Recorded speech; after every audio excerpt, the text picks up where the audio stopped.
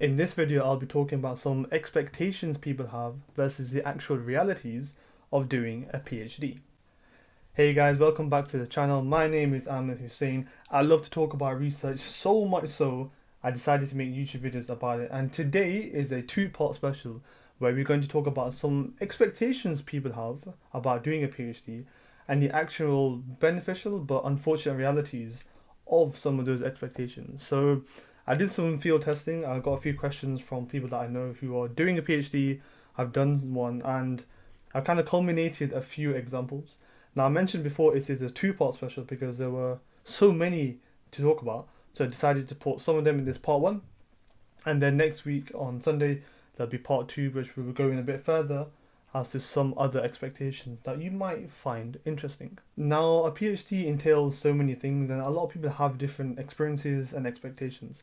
And there are unfortunate, sad realities, but also really amazing stories.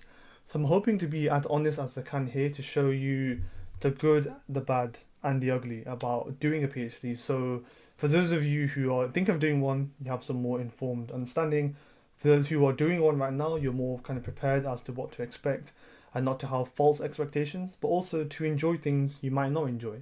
So that's what I'm hoping to do in this two-part special, and I hope you guys will enjoy it as well. Before I go into it, I just want to make a little comment to say, if you do enjoy said video, please do like, comment, and subscribe if you can. That would be super amazing. As I'm recording this video, actually, we are on 97 subscribers. That is 3 away from 100. Now, I've made 50 YouTube videos, and I am nearly at 100 subscribers. Many people would have 1,000 by now, 10,000, but comparison is thief of joy. It would be amazing to get to that 100. And if you do enjoy the series, the PhD 101 series, the content corner that goes out every Thursday, do let me know. Let me know some feedback, and if you can, subscribe. It would be super appreciated. Thank you. But let's get cracking with this expectation versus reality. Now, this first one is about a PhD is really hard all the time. Now, as much as I am going to be biased towards saying that it is difficult, it is not difficult constantly all the time, because there are times where you may be in a laboratory for many hours, but then the week after you're analyzing some data, you're kind of writing some stuff together. You can do it at a coffee shop or at home or with your friends perhaps. And there are times where there's many weeks where you're just analyzing data perhaps, and you're maybe doing some teaching, and it's not as heavy workload wise. So there's many ebbs and flows towards a PhD, but it's probably incorrect to say that it's hard all the time. Because there are times where you are relaxing and you're just sitting probably in your bed with your laptop, analyzing some data, having some coffee. It's not too taxing. But there are times where you're in the lab till the evening, or you're going far and wide to recruit participants for your qualitative type of research. So there are massive ebbs and flows to keep in mind, but it is not like a relentless slog 24/7 every day. And a PC shouldn't be like that. It should be areas where it's quite intense, and then periods where they're actually quite relaxing and you can enjoy it. And there's one thing I want to kind of dispel in terms of misconception, that there are parts where you are essentially relaxing, but not always. Another one which I often thought of when I first started my PhD is, I'm going to develop or find something groundbreaking and novel, and it's going to change the way this field is looked at. And most often than not, unfortunately, it's not the case, where you are contributing something, you are adding something to that field.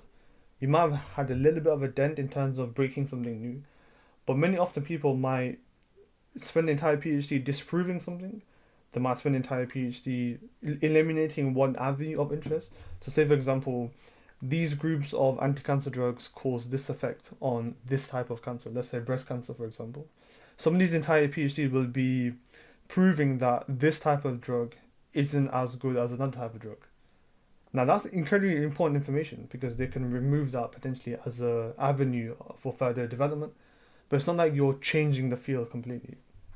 There are many exceptions where somebody has found something truly novel, but again, that is a very small minority across the world, not just the UK, across the world.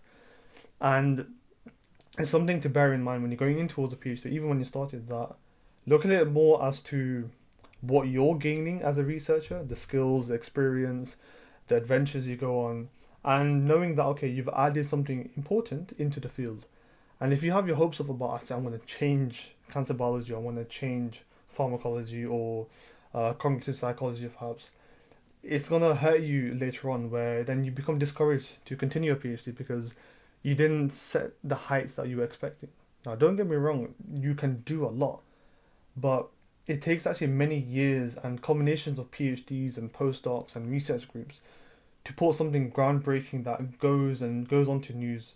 But there are cases where people have their PhDs in the news because they found something interesting. So it's just keeping something in mind and being wary of the expectations to have when you're embarking on a research project like this.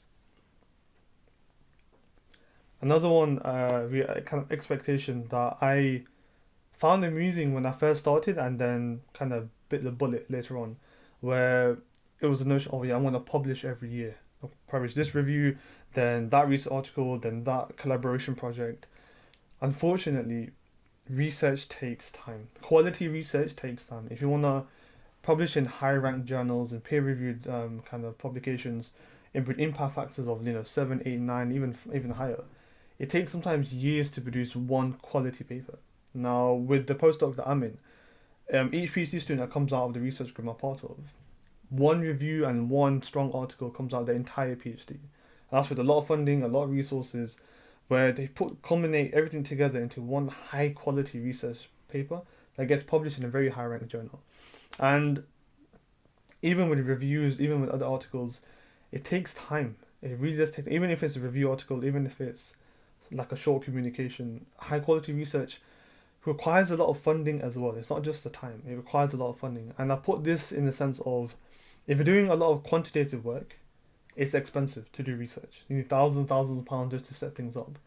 And if you're looking at kind of qualitative research that might not need as much startup costs, there's a lot of time in terms of ethics, approval, participant recruitment, people dropping out, and that also takes time. So it's both the funding and the time that makes it difficult to publish every year. To add as well, it's really important to think of the field that people are doing research in. If something's quite novel, so when I was doing my PhD, nano kind of technology, nanotherapy was quite new to the university. So a lot of people were publishing left, right, and center because everything was kind of new. So they would do many experiments and they would just change the drug that are of interest. And each of those would potentially become a paper. Whereas somebody who's looking at medicinal chemistry like I did towards the start of my PhD, I had to do loads of work just to potentially get an abstract, let alone a paper. So also the field that you do research in is also pivotal in terms of how often you can publish and how many journals are there that are reputable that you can publish in, and that's something I think to keep in mind, where you've got time to do the research, funding to do the research, and then the field that you're in. It's often those three to keep in mind when you're looking to publish every year.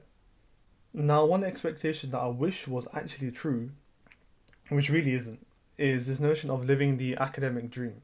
Now, you've got the American dream, as many people live and try and work towards, but in terms of academia, you've got this notion of, I'm going to do amazing research, I'm going to publish so many papers, I'm going to write grants with my team, I've got such an amazing resource and center and facilities, and the master's students and undergraduate students are going to contribute to everything, and we're going to go to publish presentations and go on seminars and go on courses. The harsh reality of it is many times it's not actually going to go like that in any way, shape or form. Now, to help you understand, in 2019 there was a PhD Nature survey conducted, and the majority of people mentioned that the further they go into their PhD, the more unhappy and dissatisfied they are. And the reality is of why that is because the uncertainty of getting a job in research is difficult. There's many people who leave research because they struggle to get a job after their PhD in their area because it's incredibly competitive. The notion of uncertainty about your research, if you're actually going to get there in the end. Anxiety, depression, stress about issues with your supervisor perhaps or people around you. Funding uncertainties as well. All a number of things which is incredibly difficult to cope with. So that emotional stress actually takes its toll the further you go on. And then the notion of finishing on time, worrying about if you're going to go over, are you going to get enough funding to carry on? All of these type of things make it really, really difficult. And not to mention something else that I want to add, which I'll talk about in another one later on. Kind of harassment that people unfortunately experience, the kind of discriminations and in terms of access to things that other people might get. And even I felt this and I experienced this and many others have, that it makes life really difficult and really toxic sometimes the further you go along. So there are many times where other people might have that blissful environment, but it is a rarity. It really is. This expectation a lot of PhD students will hear throughout their kind of time, which is the notion of a lot of undergraduates or masters or people even outside of research will say, "Oh wow, it's so cool being a PhD student." Now that is partially true in terms of the honor to do one, how grateful one should be in terms of the opportunity to partake in a doctorate kind of degree. But if you were to ask the person well and truly, the long hours, the stress endured, the commitment, the sacrifice, the all the issues I have to go through, saying a PhD student is cool, like, or sorry, doing a PhD is cool, it doesn't quite kind of cut the mustard in the sense of, yeah, actually, you know what, it's really cool. It's a great opportunity, but it's also hard work. And I think a lot of people who say, even to the point where a lot of PhD students who've done one or actually doing a PhD will agree with this, where students will say, oh, you don't have exams. Oh, that must be actually easy then, right? It's just kind of like long coursework. And that will irritate every single PhD student around the world, including myself when I did mine, that it's not that easy. And I think a lot of this whole notion of coolness is that notion of you don't have exams or, you get to do research whenever you want or it's really flexible. That to the outside view looks like that, but if you were to see internally, I'm sure many of you agree that it is an arduous journey. Like for example, the PhD journey video that I have on YouTube is literally all about that. It's about the side you don't see. And many people saw the awards thankfully that I was able to win. I'm very grateful to do so, but nobody knew the stress, the workload, the time, the commitment, the sacrifice I have to do to get to those stages. And I think cool is not something that I would use to experience mine. Some people would, and again, it's not me being kind of biased and narrow-minded that many people might have that in terms of description of their PhD, but I think the large majority will say it is cool, it is enjoyable, but don't underestimate how much work goes in and how much mental kind of pressure you're under throughout the whole 4 years. All you can do is research and nothing else. This is sometimes an expectation people have when you're embarking on a PhD, that's it. It's just research 24/7 and you can't do anything else. Now, I regret well and truly dispelling this expectation because unfortunately I was one of those people who did do all the work and nothing else. But the large majority of people have hobbies, go traveling around the country, even if it's the international students, which is part of part two's episode next week. Some people learn new hobbies and learn new language or pick up something else, whether it's a sports hobby or something creative, or they get to have movie night with fellow PhD students, in their dorms or in their kind of accommodations, or to have monthly kind of socials. So even within my PhD, one thing I was very grateful for is that me and a colleague of mine both set up these what we call PhD socials within our faculty, where every month we get money from one of the heads of school who would help us to buy pizzas, samosas, drinks, fizzy drinks and that type of thing, and get people together and we just have a chat. Come in, even if you're doing experiments, come in for half an hour, have a chat. And that's not us doing research, that's us having a break every month. And then we'll play paper toss. If I can find the pictures, I'll put it over here, where you can see I was playing kind of paper toss in the communal office, having a laugh, having some fun, but many people also do that outside of the whole university vibe. So there are things, and because of the flexibility, if you're working smartly, working organized, you're working efficiently, you do have that flexibility in your favor to do the things that you want to do. And many people do so. Like I'm sure many stories you probably see on Instagram of fun kind of hiking events or climbed this mountain or went on this expedition or learned something new, all within their PhD. So I think that's something to bear in mind, that Although it's long hours, PhD is long hours. There are many opportunities to learn, try, experience something new. And I think that's one of the real joys and privilege of doing a PhD, that you have that flexibility. And as much as research is way beyond 9 to 5, you do have time to use whenever you want to do something that you like to do. So that is some expectations and interesting realities of actually doing a PhD. Part two has some more serious kind of topics that I wanted to keep as a separate video for next Sunday. So do stay tuned for that if you can. But this is the kind of end of part one of this two-part special. I hope you enjoyed what I've mentioned, and if you agree or disagree, let me know in the comments. And I'm not an expert. I'm showing what I've learned and what I've heard and experienced over years of doing research. But if there's other expectations that you want to see, let me know in the comments. Hit me up on Instagram here, Aamir.phd, or email me at Aamir@researchtribe.org. I'd love to have a more of a chat or incorporate more of your expectations in the next or future videos. But in any case, I shall let you go. I hope you've had a good week and a good weekend so far, and you are prepared. You are prepared for the next week ahead. And remember, we've got Content Corner on Thursday, and then PhD 101, part two of this series, this special. Is it series or special? I said 2 days. I said 2 days.